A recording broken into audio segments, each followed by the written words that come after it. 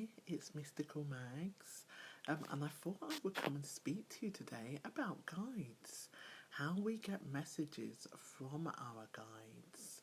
There are four major ways in which we receive messages, and that's visually, auditory, feeling and sensing, as well as cognitive.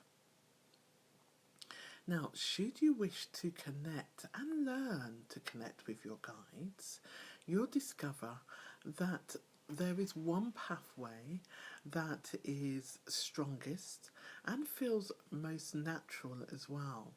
But there might also be a secondary one which works fairly well, or you may even work equally well with all four. The more you practice and the more you attune will make the lesser, stronger pathways work just as well, all right? So what is required is that you hold a clear intention to receive these messages, which means you just simply remain open and receptive at all times, and they will come to you, often in unexpected and surprising ways. So let's have a look at the four ways, and I'm just going through them quite quickly. The first one is visually. You might see images in your mind's eye, or see an apparition in front of you, or you may see a vision. This vision, for example, could be you talking to a stranger, smiling, getting on very well, only for you to go for an interview in 2 weeks' time, or meet a new client, and who you meet is that same stranger. You know it's going to go quite well because the actual vision went quite well. The same scenario can also play out in vivid dreams, okay? And this is linked to premonition, and these are all forms of clairvoyancy. The next one is auditory, or it's where you're hearing your guides in your head. And the voice sometimes could actually be yours to make you feel much more comfortable. You could also hear other voices that you don't recognise, male and female. Okay, they will always come to you in a peaceful and positive way. If you are hearing voices which are telling you to do negative things, you need to seek medical help. These would not be your guides that would be talking to you. Hearing spirit communication is called clairaudience.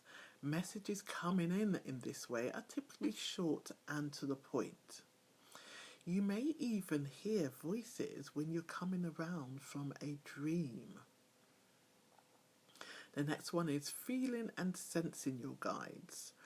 This is sometimes called a gut feeling, and often termed as intuition. You know, you feeling your intuition. You feel or sense the presence of a guide or spirit, and you get a sense of what they're trying to communicate. You can pick up on their emotions as well. You know, this is called clairsentience, and it's one of the most common ways to communicate. Now, cognitive is another one, and this is knowing through our thought processes, also called inspiration or insight. And this is often someone doesn't exactly know how they know, or they're picking up on a particular thought, and if you were to ask them, they couldn't tell you how. They just know, okay? However, they're not able to pick up on all your thoughts. They are not all knowing, okay? So just to put your mind at rest on that. So unless you are already aware of which of these channels is your primary avenue that your guide connects with you, why not start to observe over the next few days how your guides are trying to communicate with you, and possibly you will want to develop further in the future. Mystical Mags here. You can send me a message, leave me a comment on anything that I've spoken about today, and I look forward to connecting with you again. Love and light to you.